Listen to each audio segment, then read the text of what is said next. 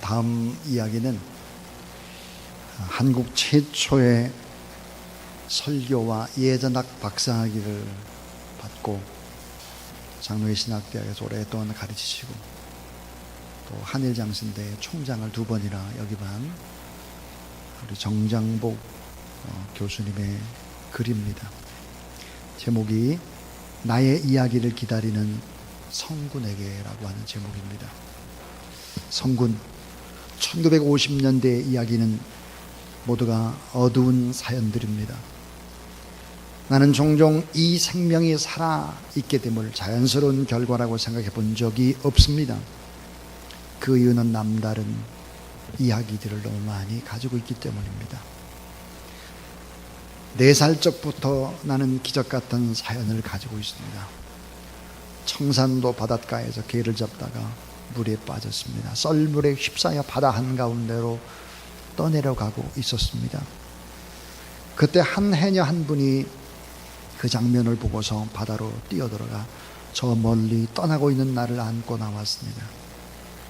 거의 죽어버린 나를 모닥불 위에 다리를 들어 거꾸로 세워놓고 한참을 기다려서 겨우 살려냈다고 합니다. 2번째 위험한 이야기는 10m의 높이에서 누가 저 밑에 있는 범선에 뛰어내릴 것인가를 말하다가 내가 용기를 뽐내면서 뛰어내려 위험한 사고를 저질렀던 기록입니다. 뛰어내린 나의 체중에 범선의 널빤지들이 조각이 나고 2 다리가 크게 상해서 한 해 동안 학교를 다닐 수가 없었답니다. 그때 어떻게 다리가 먼저 떨어졌는지, 머리가 먼저 떨어지지 않았는지 지금도 수수께끼 같은 이야기입니다. 3번째는 6.25 이후에 흔히 볼 수 있었던 폭발되지 않는 탄피를 갖게 되자 호기심이 유달리 많았던 나는 화롯불에 그 탄피를 집어넣었습니다. 열이 강해지자 그 탄피는 폭발돼 거대한 폭음과 함께 온 방을 잿더미로 만들어 버렸습니다. 그때까지만 해도 교회와는 거리가 멀었던 아버지, 아이고 하나님 내 아들이 하면서 방 한 구석에 놀라 자빠진 나를 부둥켜 안고 우시던 일이 지금도 생생합니다. 성군, 내가 결혼을 앞두고 있었던 어느 날 허약한 내 건강에 의심이 간 약혼녀가 엑스레이를 보고 싶다 했습니다. 찍어본 사진은 폐 구멍이 3개나 크게 자리 잡고 있음이 나타났습니다. 의사는 결혼 불가의 진단을 내렸습니다. 결핵을 알아본 적이 없는 나에게는 도저히 이해할 수 없는 일이었습니다. 알고 보니 1959년에 장로회 신학대학을 다니던 때 굶기를 예사로 하면서 고생했던 시절에 결핵을 앓았나 봅니다.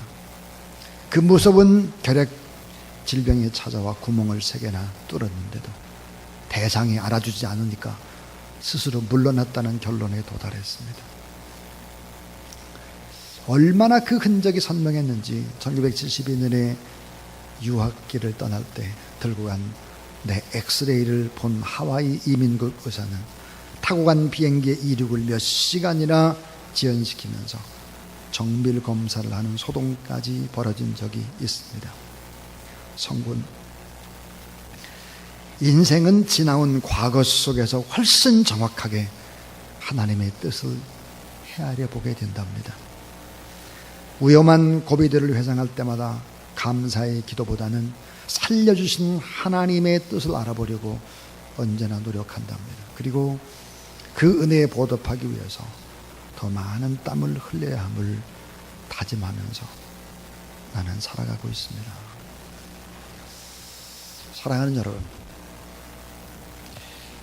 복음 안에서 보면 인간의 운명은 하나님의 섭리 안에 있습니다. 섭리. 자, 사도 바울이 변화된 것을 무엇으로 설명할 수 있을까? 살인자 바울이 어떻게 사도가 될 수 있었을까? 믿는 사람들을 죽이던 자가 어떻게 복음을 증거하는 사람이 될 수 있었을까? 자, 4번이나 죽어야 할 사람이 총장이 되고 최고의 설교자가 될 수 있었을까?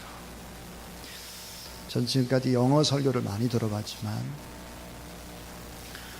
미국에서 교수님이 와서 영어로 설교를 할 때 그 영어 설교를 듣자마자 통역 설교를 하는데 그 통역 설교를 정확하게 그렇게 전달하는 그 놀라운 능력을 보고 깜짝 놀랐습니다. 이 정장복 총장이 바로 그런 분이었죠. 자, 복음 안에서 보면 인간의 운명은 하나님의 섭리요, 복음 안에서 보면 기적이 아닌 것이 없습니다. 저도 20대 초에 낙심과 좌절을 하면서 서울대학을 계속 떨어지면서 목숨을 끊으려고 했던, 그런 자살을 몇 번이나 시도했던 사람이 목사가 돼서 오늘 이 자리에 서 있습니다. 자, 복음 안에서 보면 인간의 운명은 하나님의 섭리다라고 하는 것을 알 수 있습니다. 또 하나, 예수 그리스도를 믿다가 만나는 고난은 이게 전부 다 축복이라는 거예요. 이 고난 그 자체가 다 축복입니다. 전부 다. 사실 신구약 성경 전체를 들여다보면 고통이나 실패 때문에 오히려 더 잘된 일들을 수없이 기록을 하고 있죠. 아브라함은 외아들을 번제물로 드려야 할 큰 고통을 감수했기 때문에 믿음의 조상이 됩니다. 모세는 살인의 누명을 쓰고 애굽을 도망쳐 나왔기 때문에 하나님의 소명을 받아 출애굽의 영웅, 위대한 사람이 되죠. 히스기야는 오히려 병 때문에 하나님을 만날 수 있었죠. 다니엘은 사자굴 속에 들어가는 죽음의 고통 때문에 도리어 국무총리가 될 수 있었고, 욥은 고통의 수렁에 빠졌기 때문에 결국은 하나님 앞에 쓰임받고 갑절의 축복을 받을 수 있었고, 요셉은 노예로 팔렸기 때문에 감옥에 갇혔기 때문에 애굽의 총리 대신이 될 수 있었다라고 하는 것이죠. 그러니까 일이 잘 되고 안 되고는 내 계획 안에 있는 것이 아니다. 돌아보면 삶의 큰 고난이나 역경이 오히려 예수 그리스도 안에는 축복이라는 사실을 여러분 믿으시기를 바랍니다. 또 하나 놀라운 사실을 발견하게 됩니다. 이건 제 얘기는 아니고 유명한 신학자 김세윤 교수의 이야기입니다. 따라하세요. 고난이 없으면 우리 속에 박힌 새말뚝은 뽑히질 않는다. 고난이 없으면 우리 속에 박혀있는 새말뚝이 뽑히지 않는다. 너무 교만해. 너무 게을러. 너무 이기적이야. 너무 나만 알아요. 이런 새말뚝이 있거든요. 우리 새말뚝. 이 새말뚝이 뽑혀지질 않아요. 신앙생활 적당히 하면 이 새말뚝이 절대로 뽑히질 않고, 구원받았다고 해서 제절로 이 새말뚝이 뽑혀지는 것이 아니에요. 고난이 없으면 자꾸 죄를 짓게 되죠. 교만하게 되죠. 넘어지게 되죠. 자빠지게 되는 거죠. 자, 여러분, 이 고난을 통해서 하나님은 놀라운 기적들을 베푸시는데요. 따라해 주세요. 고난은 동역자를 만나게 하는 하나님의 축복이다. 참 이상스럽게 여러분, 고난을 통해서 위대한 동역자들을 다 만나는 게, 요셉도 감옥 속에서 만난 사람, 술 맡은 자, 떡 굽는 자, 이런 사람들 만나게 되는 거죠. 다 감옥 속에서, 어려움 속에서 이런 기적들이 일어납니다. 아둘람의 토굴 속에서 이 다윗이 갇히지 않았다라고 하면 460여 명의 그런 하나님의 사람들을 만날 수가 없습니다. 오늘 이 본문에도 유라굴로라고 하는 광풍을 만나지 않았다면 275명이라고 하는 동역자를 바울이 결코 얻을 수가 없고, 로마에 복음을 증거하는 것도 불가능합니다. 그러니까 이 고난이라고 하는 것이 정말 어찌 보면 사람을 얻는 거예요. 사람. 고난도 같이 겪어야 친구가 되고, 고난도 같이 겪어야 동역자가 되는 거죠. 그리고 오래오래 견딜 수 있어야 합니다. 오래오래. 그래 위대한 일을 할 수 있습니다. 하나님의 사랑은 굉장히 심각한 사랑입니다. 어느 정도 심각할까? 한 사람, 요나를 사람을 만들기 위해서 요나가 탄 배가 깨질 정도로 풍랑을 내리치죠. 한 사람이라도 믿음의 바로 서기 위해서 재앙도 불러오고 폭풍도 기근도 전쟁도 허용하는 분이십니다. 오늘 본문의 사도 바울 한 사람을 선교사로 만들고 로마에까지 가서 복음을 전가하기 위해서 결국은 어때요? 유라굴로라고 하는 광풍을 14일 동안 불게 하죠. 276명이 다 죽을 것 같은 이 고통을 주는 사랑입니다. 한 사람을 세우기 위해서 한 사람. 인간의 본성은 가르침으로 절대로 변화가 되지 않습니다. 가르침으로. 이 설교를 계속 듣는다고 사람이 쇠말뚝이 빠져지는 것이 아니에요. 물론 변하고 도전을 받고 이렇게 하는 건 하지만 우리 안에 있는 이 너무나 나쁜 이런 습성, 근본적인 이런 것들을 뽑혀지질 않습니다. 끝없이 범죄하고 끝없이 교만하고 끝없이 하나님 앞에 대들어요. 대들어. 예. 그래서 하나님이 절망의 구렁텅이에 집어넣죠. 그래서 밟아버립니다. 두 손을 들게 만드는 거죠. 플러신학대학 교수인 세계적인 신학자 김세윤 교수가 이런 말을 했습니다. 여러분 따라하세요. 고난은 믿음이 실제화되어가는 과정이다. 믿음이 실제화되어져가는 과정이라는 거예요. 그게 뭐예요? 고난이라. 만약에 유라굴로라는 광풍이 없었다면 바울은 귀한 믿음의 동역자를 만날 수가 없었죠. 복음을 전할 수도 없었습니다. 오늘 저는 비전이 완성되어져 가는 과정, 꿈이 이루어져 가는 과정에 관한 얘기를 하려고 합니다. 자, 로마서 1장 15절 보니까 그러므로 나는 할 수 있는 대로 로마에 있는 너희에게도 복음 전하기를 원하노라. 로마에 가서 복음을 전거하는 거예요. 하나님의 거룩한 나라가 로마에도 임해서 그 로마를 통해서 전 세계적으로 퍼쳐나가는 것이 하나님의 소망이고 바로 그 하나님의 소망을 바울이 받은 것입니다. 자, 어떻게 해서 이게 완성되어져 갈까? 오늘 몇 가지 얘기를 나누려고 합니다. 첫 번째 이야기입니다. 따라하세요. 꿈이 부서져 버리는 고난의 상황을 만난다. 예. 꿈이 부서져 버리는 고난의 상황을 만난다는 거예요. 꿈이 와장창 깨져. 꿈이 부서져 내려요. 이게. 자, 선교사가 아니라 당당하게 로마로 선교사로 입성을 하는 것이 아니라 제수의 몸으로 쇠고랑을 차고 로마로 가게 되는 것이죠. 로마로 끌려가는 죄 지은 제수입니다. 로마 군병들의 삼엄한 경계 속에서 배를 타고 가는 처량한 신세죠.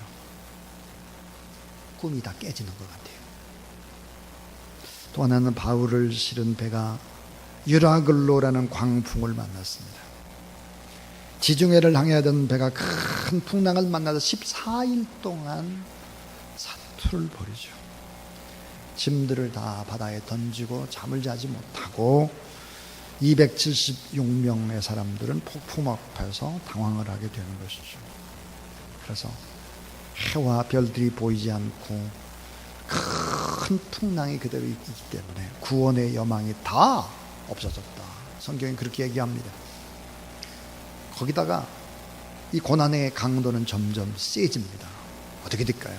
배가 파손됩니다. 배가 파손된 조각을 붙들고 표류하다가 멜리데 섬으로 피신을 하게 되죠. 초겨울의 쌀쌀한 날씨에 로마의 사형수 바울은 광풍을 만나고 배는 파손되고 섬으로 간신히 몸을 피신하는 완전히 꿈이 다 접어지는 그런 고통을 만나게 되는 것이죠. 그런데 섬에 다다르니까 또 다른 고통이 기다리고 있습니다. 그것은 무슨 고통이었을까요? 섬에서 바울은 한 번만 물리면 독으로 죽을 수밖에 없는 독사에게 물리고 마는 것이죠. 독사에게 물렸습니다. 사도행전 28장 6절은 그가 붙든지 혹 갑자기 엎드려서 죽은 줄로 저희가 기다렸더니 그랬습니다.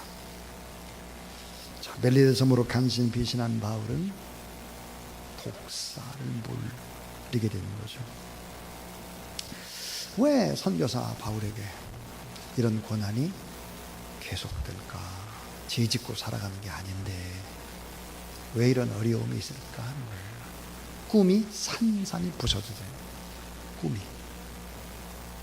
자, 두 번째 얘기예요.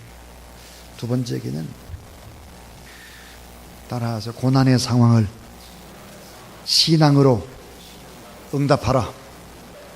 고난의 상황을 신앙으로 응답해야 돼요. 정말 꿈이 있다면. 고난의 상황을 신앙으로 응답하라. 바울은 고통 속에도 하나님의 주권과 섭리를 철저히 믿습니다. 고통을 피하지 않고 하나님을 더더욱더 신뢰합니다. 그리고 하나님의 음성을 듣습니다. 아비규환의 여러분 현장 속에서 배가 여러분 풍랑을 만나면 배가 막 이렇게 올라가잖아요. 가판에 사람들이 쑥쑥 쓸려 내려갑니다. 바울은 기도하는 거죠. 그래서 이런 음성을 들었습니다. 바울아, 두려워 말라. 여기 있는 사람 죽지 않는다. 그런 음성을 듣죠. 자, 276명 가운데 단 한 사람만 감사합니다. 단 한 사람만 감사합니다. 자, 감사 기도를 합니다. 축사를 하게 되는 것이죠. 그리고 폭풍 속에 지친 사람들을 위로하고 용기를 주는 하나님의 사랑. 이 같은 고난의 상황을 믿음으로 응답을 하게 되면 결국은 기적이 만들어지기 시작하는 것이죠. 어느 철학자가 이렇게 말을 했습니다. 인생은 빛과 어둠의 갈등의 노래다. 인생은 고난의 상황을 믿음으로 응답하는 행복한 항해다. 그랬습니다. 인생은 고난의 상황을 믿음으로 응답하는 그런 행복한 항해와도 같은 것이죠.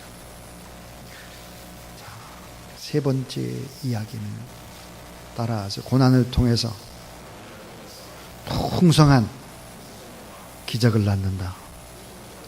고난을 통해서 풍성한 기적을 낳습니다. 풍성한 기적. 자, 이 같은 고난을 통해서 하나님 놀라운 일들을 행하시죠. 하나님의 방법대로 결국 이 고난을 통해서 꿈이 다 부서져 내리는 것이 아니라 하나씩 하나씩 연결어가는 그런 놀라운 기적들을 경험하게 되는 것입니다.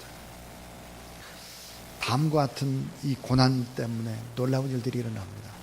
다음과 같은 그 하나가 풍랑 때문에 복음을 증거하는 기적이 나타납니다. 풍랑 때문에 복음을 전해요. 바울의 항로에서 유라굴로는 태풍이 불어서 배가 파산의 위기에 몰리게 되자 사공들은 배의 짐과 기구들을 바다에 다 던져버리고 안간 힘을 다 쓰게 됩니다. 엄청난 태풍이 배를 강타하고 배는 파손당하고 바울과 그 일행은 멜리데 섬에 상륙을 하게 되죠. 멜리데 섬에서 3개월이라는 시간을 머무르게 됩니다. 이 3개월 동안 뭘 했을까? 그들은 보았습니다. 배 안에서 폭풍을 만났을 때 바울이 어떻게 했다는 것을 보았습니다. 3개월 동안 275명에게 복음을 전하게 된 것입니다. 바울은 힘있게 복음을 전했죠. 섬 전체의 사람들이 예수 그리스도의 소식을 전하게 됩니다. 놀라운 변화가 일어났죠. 이 멜리데 섬은 이태리 시실리 섬 남쪽 95km 지점으로서 지중해 한가운데 있는 섬입니다. 그런데 이 섬은 유럽과 아시아와 아프리카를 연결하는 항로상의 아주 중요한 요충지요. 이 요충지에 복음을 전했다라고 하는 것이죠. 이 멜리데 섬을 통해서 아프리카나 유럽이나 아시아에 복음을 전가하는 중요한 거점에서 3개월 동안 복음을 전가하는 것입니다. 이 지중해 섬들 가운데 가장 먼저 복음화된 것이죠. 아프리카 선교의 기적적인 가교적인 역할을 한 것입니다. 이 풍랑 때문에 놀라운 일이 일어난 것이죠. 때로는 우리에게 하나님은 풍랑을 줄 때가 있습니다. 우리에게 이 풍랑 때문에 낙심하거나 좌절하지 않고, 이 풍랑 때문에 오히려 하나님의 꿈이 나를 통해서 연그러져 갈 수 있다라고 믿으시기를 바랍니다. 또 하나, 독사에 물린 것 때문에 살아계신 하나님을 증거할 수 있었다. 독사에게 물린 것 때문에. 멜리데 섬의 독사는 독기가 너무 강해서 누구나 한번 물리게 되면 반드시 죽거나 불구가 되었습니다. 자, 그래서 멜리데 섬의 사람들은 죄를 많이 지은 사람이나 신의 저주를 받은 사람이죠. 독사에 물린다, 그래서 죽는다, 이렇게 생각을 한 거죠. 그래서 사도행전 28장 4절에 보니까 토인들이 이 짐승이 그 손에 달림을 보고 서로 말하되 진실로 사람은 살인한 자로다. 바다에서는 구원을 얻었으나 공의가 살지 못하게 하려 하심이로다 하더니 그랬습니다. 자, 독사에 물린 바울은 구사일생으로 바다에서는 구원을 받았지만 뱀에 물렸으니까 죽는다는 거예요. 아니면 불구가 될 것이다. 그런데 붙지도 않고 상하지도 않고 시간이 지나도 쌩쌩했다는 거죠. 그래서 6절에 이렇게 말해요. 그가 붙든지 혹 갑자기 엎드려 죽을 줄로 저희가 기다렸더니 오래 기다려도 그에게 아무 이상이 없음을 보고 돌려 생각하여 말하되 신이라 하더라 그랬어요. 예수가 신이 된 것입니다. 예수가 하는 말을 믿게 된 거죠. 바울이 하는 말을 믿게 된 것입니다. 이 바울의 고난은 하나님의 뜻이었습니다. 독사에 물린 이 사건은 하나님의 능력을 섬 주민 사람들에게 보여줬고, 안 믿는 사람들, 독사에 물려도 죽지 않는 신으로까지 비춰지게 됐다. 이같이 하나님의 능력은 가장 처참하고 극심한 고통 가운데서 놀랍게 역사할 수 있다. 하나님이 오늘 또 살아계신다는 사실을 믿으시기 바랍니다. 여러분, 얼마든지 살아계신 하나님이 여러분의 삶에 개입하고 얼마든지 바꿀 수 있다라고 하는 거죠. 또 하나의 기적이 나타났죠. 그것은 바로 질병을 통해서, 능력이 나타나는 질병을 통해서. 자, 바울의 일행이 섬에 머무르자 유행성 질병이 점점점 퍼져서 나가서 특별히 멜리데 섬의 주장 보블리오의 부친이 열병과 이질에 걸려서 다 죽게 되는 것입니다. 자, 여러분, 섬의 주장이에요. 이 보블리오의 아버지가 다 죽게 된 거죠. 자, 바울과 276명의 사람들이 탔던 이런 사람들이 결국은 유행성 질병을 전염시켰다라고 하는 오해를 받을 만도 하죠. 입장이 몹시 난처해졌습니다.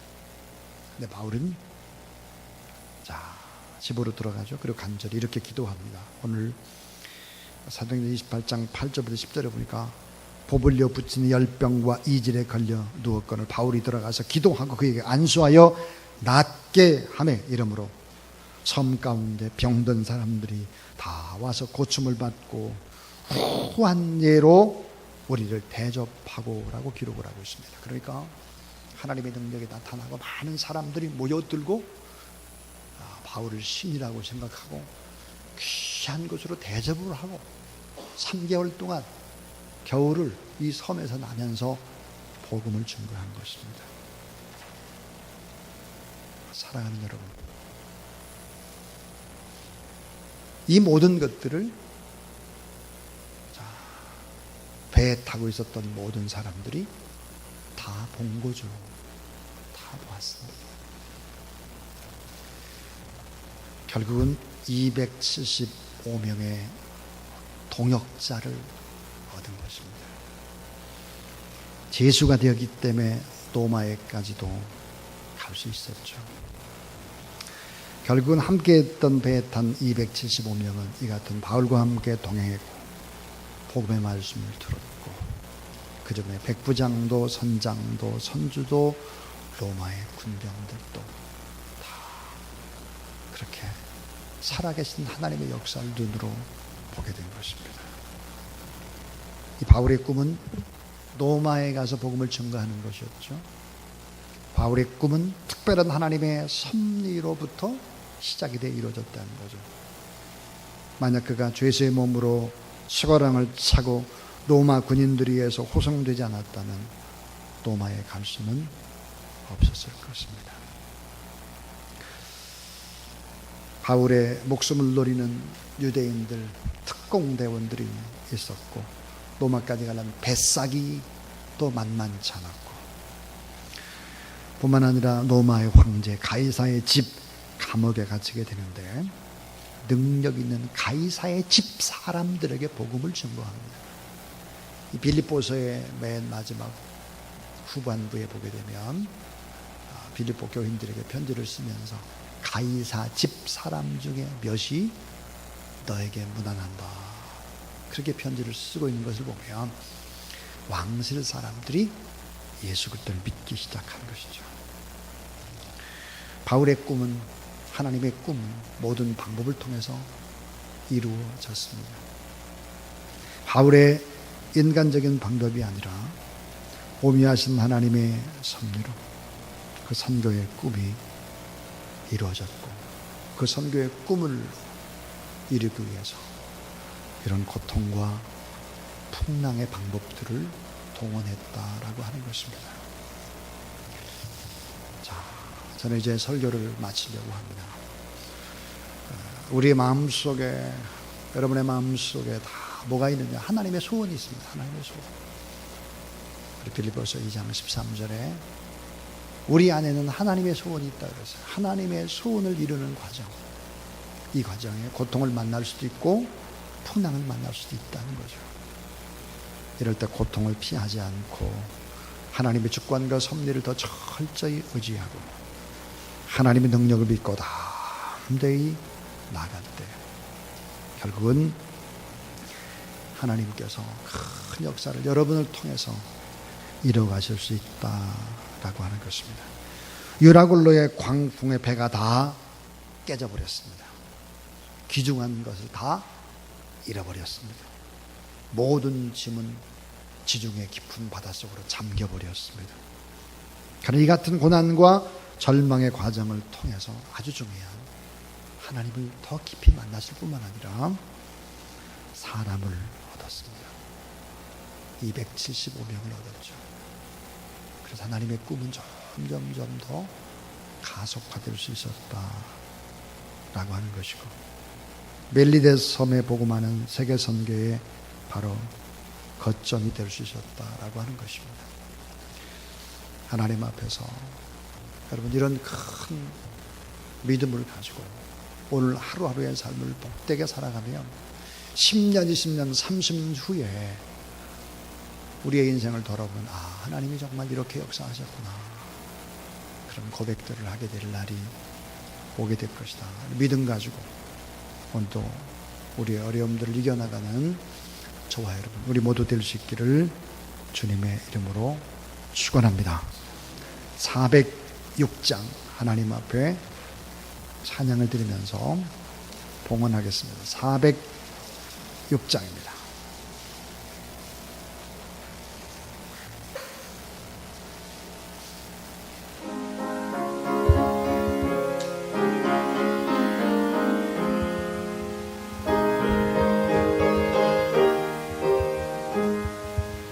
고난 내 영혼 편히 쉴 것과 풍랑이로도 안전한 복음 폭풍까지도 다스리시는 주의 영원한 바르지야 주의 영원하신 발 함께 하사 항상 나를 붙드시니 어느 곳에 가든지 요동하지 않으면 주의 팔을 의지하며 세상 지금